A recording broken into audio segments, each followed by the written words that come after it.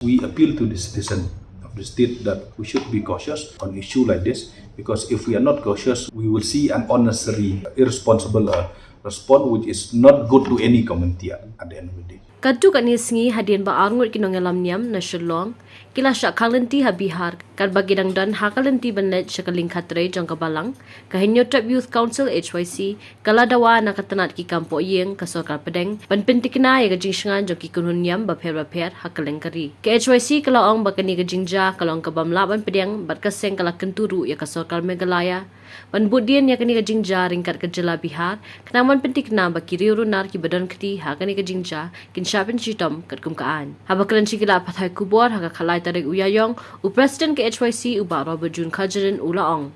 The Constitution of India allow any religion to go for any religious activity.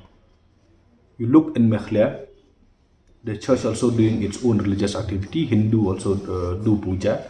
Muslim also they do their own. Nobody has ever interfered into any religious activity.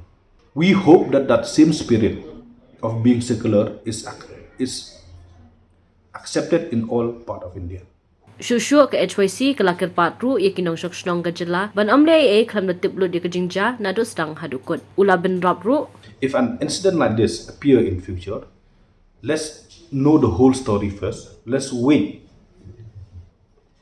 that the whole story came first, and then we will respond it accordingly.